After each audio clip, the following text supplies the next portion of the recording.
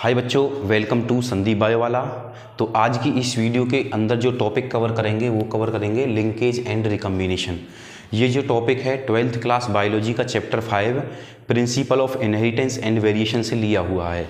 यह टॉपिक आपका सीबीएसई के पॉइंट ऑफ व्यू से भी और नीट के पॉइंट ऑफ व्यू से भी बहुत ही इंपॉर्टेंट टॉपिक है। अक्सर इस टॉपिक के अंदर बच्चों को छोटा मोटा डाउट रह जाता है और उसकी वजह से वो क्वेश्चंस को गलत पुट आउट कराते हैं। तो अगर आप इस वीडियो को कंप्लीट देखोगे तो मैं गारंटी के साथ कह सकता हूँ आपका सिंगल भी डाउट इस टॉपिक से नहीं रहने वाला है। तो चलिए हम देरी ना करते हुए सबसे पहले टॉपिक की तरफ चलते हैं। तो हमारे पास में सबसे पहले हम देखेंगे आपके पास में लिंकेज और रिकम्बिनेशन की डेफिनेशन। लिंकेज क्या होता है बेटा? A physical association of two genes. अगर हमारे पास में दो जीन्स की जो फिजिकल एसोसिएशन होगी उसको हम क्या बोलेंगे? लिंकेज। जो जैसे मान लो हमारे पास में ये क्रोमोजोम है, ये सिंगल क्रोमोजोम है हमारे पास में, इस सिंगल क्रोमोजोम पर या फिर पेयर ऑफ क्रोमोजोम पर ये हमारे पास में एक जीन हो गया यहाँ पे और एक जीन हमारे पास में यहाँ पे हो गया। तो ये जीन्स की जो पोजीशन होगी इसी को हम क्या बोलेंगे? लिंकेज। ये जीन्स की पोजीशन के बीच का डिस्टेंस कम भी हो सकता है और जीन्स के पोजीशन के बीच का डिस्टेंस ज़्यादा भी हमें देखने को मिल सकता है। अगर हमारे पास में डिस्टेंस बहुत ही कम होगा तो ऐसी कंडीशन में क्या होगा? लिंकेज टाइटली होगा। अगर जीन्स के बीच का डिस्टेंस कम है तो लिंकेज टाइटली होगा। अगर जीन्स के बीच का डिस्टेंस ज़्यादा होगा तो लिंकेज हमें यहाँ पे लूजली देखने को मिलेगा। तो चलिए अब नेक्स्ट देखते हैं हम रिकॉम्बिनेशन क्या होता है।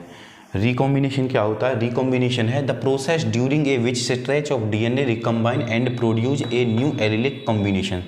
सबसे पहले नेम से ही आपको समझ में आ रहा है, री मीन हो गया अगेन, कॉम्बिनेशन मीन कंबाइन होना। जब गैमीट की फॉर्मेशन होती है तो उस टाइम पे जो मियोसिस फर्स्ट स्टेज होती है, मियोसिस फर्स्ट सेल डिवीजन के अंदर प्रोफेज 1 के अंदर एक पैचाइटिन स्टेज आएगी। पैचाइटिन स्टेज के अंदर क्या होता है? एक कॉम्प्लेक्स बनता है जिसमें होमोलोगस पेयर ऑफ क्रोमोजोम आपस में जुड़ते हैं। होमोलोगस पेयर ऑफ क्रोमोजोम आपस में इस तरीके से जुड़ेंगे। मान लो हमारे पास में ये एक पेयर ऑफ क्रोमोजोम है और इधर से हमारे पास में एक पेयर ऑफ क्रोमोजोम ये हो गया। तो आपस में ऐसे करके ये एक कॉम्प्लेक्स बनाते हैं, आपस में ऐसे करके ये कॉम्प्लेक्स बनाएंगे। और यहाँ पे क्या होगा? यहाँ पे जो एलील्स होते हैं, यहाँ पे ये जो ब्लू कलर वाला मैंने क्रोमोजोम बनाया है ये अपने एलील को ब्लैक वाले के पास में शेयर कर सकता है और जो ब्लैक वाला होगा ये अपने आप को ब्लू वाले के पास में शेयर कर सकता है। तो ये होता है आपके पास में रिकॉम्बिनेशन। तो सबसे पहले हम देखते हैं रिकॉम्बिनेशन को और लिंकेज को डिस्कवर किसने किया था। रिकॉम्बिनेशन और लिंकेज को जो डिस्कवर किया था वो किया था थॉमस हंट मॉर्गन ने। थॉमस हंट मॉर्गन को हम फादर ऑफ एक्सपेरिमेंटल जेनेटिक्स भी कहते हैं। फादर ऑफ एक्सपेरिमेंटल जेनेटिक्स क्यों? क्योंकि जो जेनेटिक्स के अंदर मोस्टली जैसे भी किसी ने अपना एक्सपेरिमेंट दिया तो उस पर बार बार एक्सपेरिमेंट जो किए थे वो किसने किए थे? थॉमस हंट मॉर्गन ने। तो थॉमस हंट मॉर्गन ने क्या काम किया? मेंडल ने अपना डाईहाइब्रिड क्रॉस आपको कराया हुआ पहले वीडियो के अंदर, आप देख सकते हो वहाँ पे। मेंडल ने अपना डाईहाइब्रिड क्रॉस दिया। तो डाईहाइब्रिड क्रॉस के लिए मेंडल ने एक रूल बनाया, एक लॉ बनाया जिस लॉ को बोलते हैं हम law of independent assortment. Law of independent assortment में मेंडल क्या बोलता है? मेंडल ने कहा कि जो लॉ ऑफ इंडिपेंडेंट असॉर्टमेंट होगा उसमें हमारे पास में जो दो जीन हैं, जैसे कि मान लो कलर वाला जीन जो था सीड के अंदर, जो हमने कलर देखा, एक तो येलो कलर है सीड का, एक ग्रीन कलर है, दूसरा हमने देखा सीड राउंड और रिंकल्ड है। तो जो राउंड सीड है वो हमेशा येलो के साथ में नहीं रहेगा या फिर हमेशा ग्रीन के साथ में नहीं रहेगा, वो इंडिपेंडेंट मैनर में रहेगा। जो राउंड वाला सीड है वो येलो कलर का भी हो सकता है, वो ग्रीन कलर का भी हो सकता है। ऐसे ही सेम रिंकल्ड वाला जीन है तो वो येलो कलर में भी जा सकता है और ग्रीन कलर में भी जा सकता है। तो यहाँ से क्या बताया मेंडल ने कि जो हमारे पास में जो दोनों जीन्स होते हैं जब वो एक साथ पेयर में आते हैं तो वो दोनों इंडिपेंडेंट रहेंगे, वो एक दूसरे के ऊपर डिपेंड नहीं होंगे।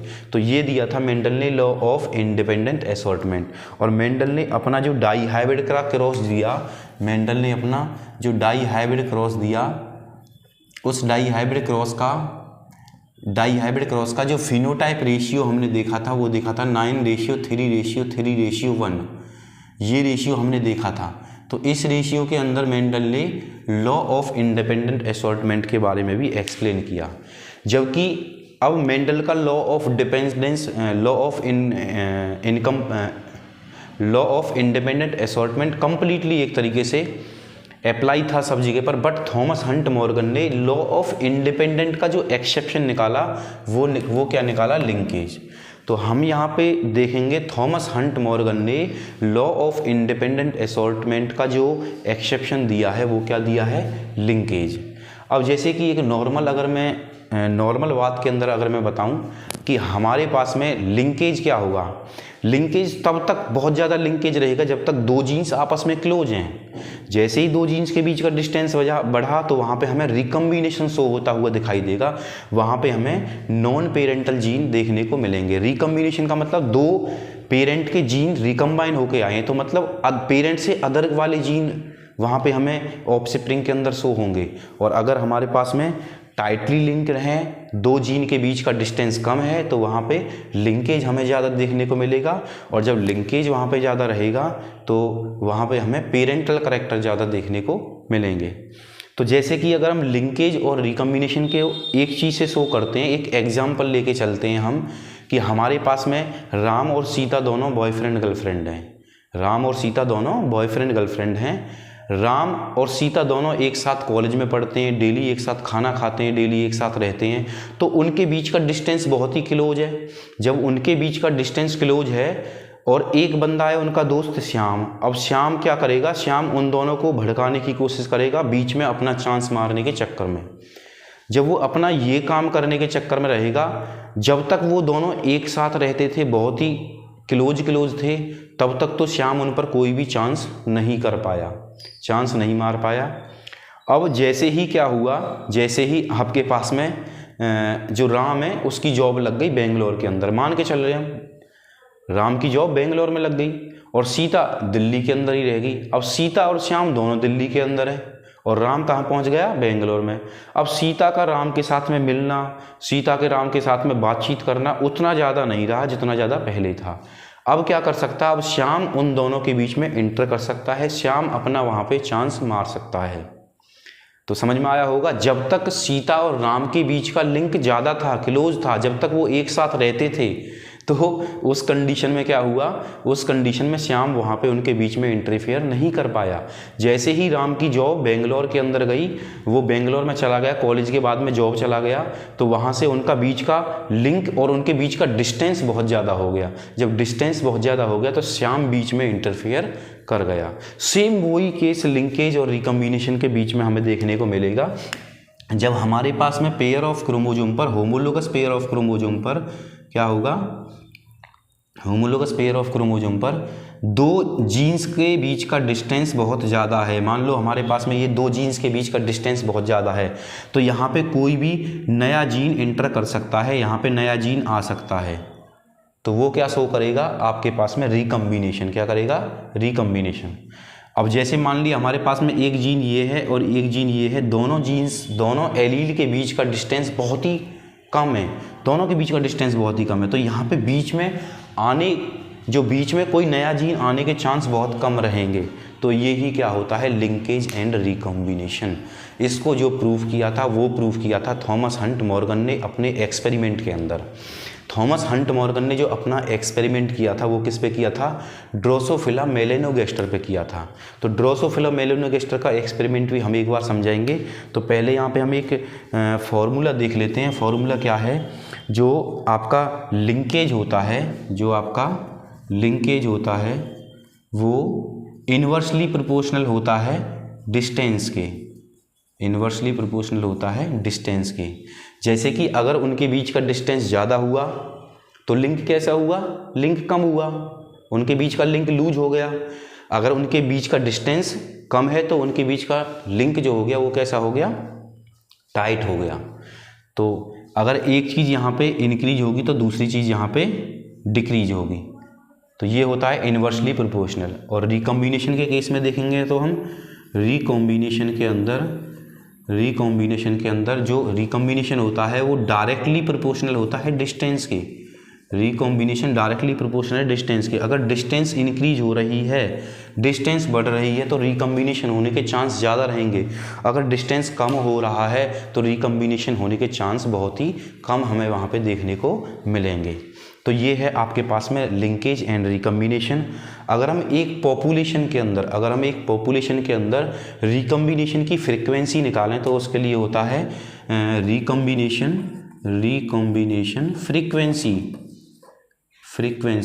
फ्रीक्वेंसी हमेशा एक पॉपुलेशन में निकालेंगे हम। तो फ्रीक्वेंसी निकालेंगे तो उसके लिए फॉर्मूला है नंबर ऑफ रिकॉम्बिनेंट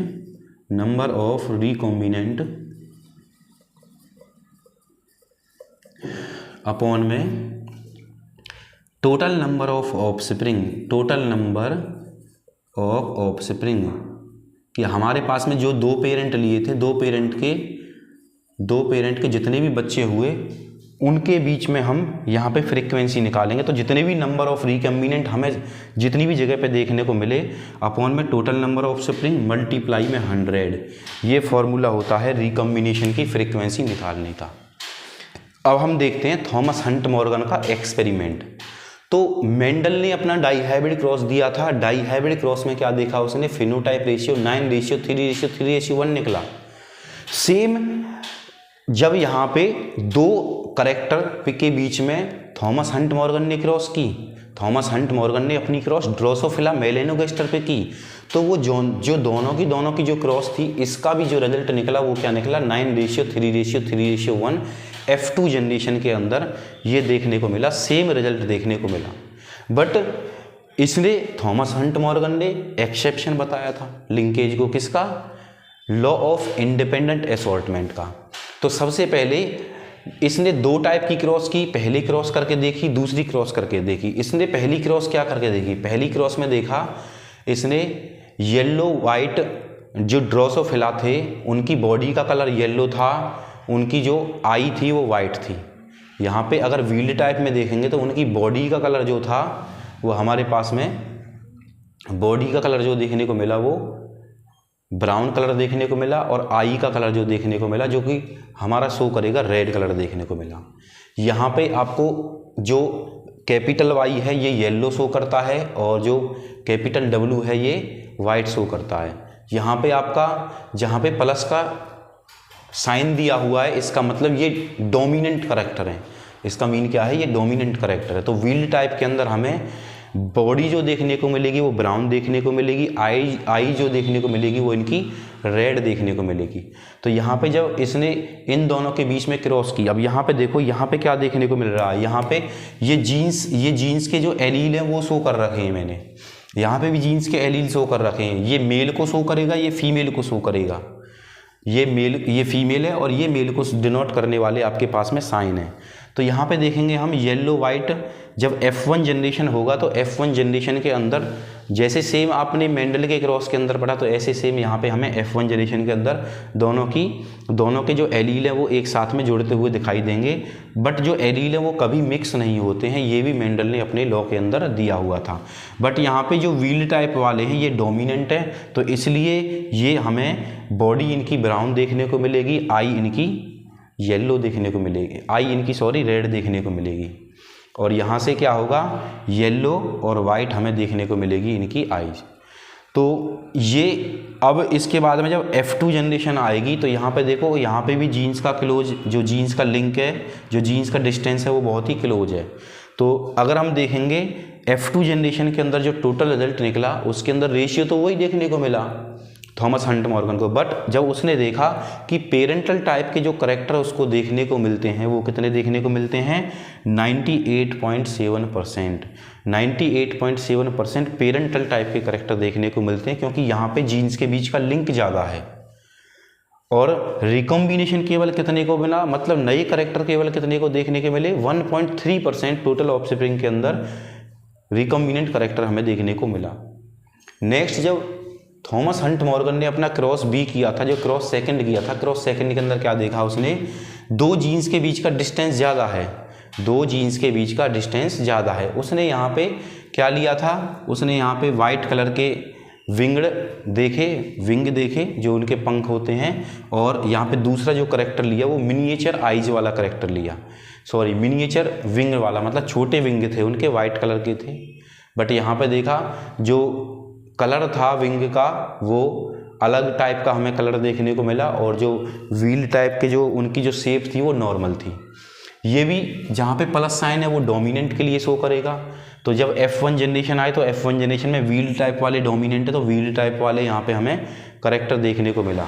जब इसके अंदर F2 जनरेशन होगी, तो यहाँ पे हमें पेरेंटल करेक्टर देखने को मिले, जो टोटल F2 जनरेशन के अंदर पेरेंटल करेक्टर 62.8% देखने को मिले, और रिकम्बिनेंट जो करेक्टर देखने को मिले वो 37.2 करेक्टर देखने को मिले। क्यों? क्योंकि यहाँ पे क्या हुआ, यहाँ पे जीन्स के बीच का जो डिस्टेंस है वो ज़्यादा है, यहाँ पे जीन्स के बीच का डिस्टेंस कम था, इसलिए पेरेंटल करेक्टर ज़्यादा थे, नॉन पेरेंटल करेक्टर कम थे। यहाँ पे जीन्स के बीच का डिस्टेंस ज़्यादा है तो पेरेंटल करेक्टर यहाँ पे कम परसेंट है, और रिकम्बिनेशन हमें ज़्यादा देखने को मिलता है। तो इस तरीके से आप समझ गए होंगे इस वीडियो के अंदर कि जब जीन्स के बीच का डिस्टेंस कम है तो लिंकेज मतलब पेरेंटल करेक्टर ज़्यादा देखने को मिलेंगे, रिकम्बिनेशन वाले कम।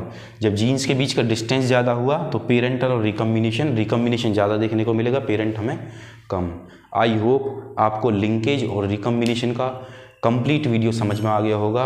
अगर आप इसी तरीके से बायोलॉजी को इजी वे में समझना चाहते हो तो आप मेरे चैनल संदीप बायोवाला को सब्सक्राइब करें, साथ में ही नीट बायोलॉजी 1 पेज या फिर संदीप बायोवाला इंस्टाग्राम पेज को फॉलो करें। वहाँ पे आपको डेली के अच्छे नीट क्विज में डेली के क्वेश्चन वहाँ पे डालता हूँ, और वहाँ पे अच्छी पोस्ट के थ्रू आपको बायोलॉजी को थोड़ा इजी वे में कराया जाता है। Thanks for watching my video. Please like, share and subscribe.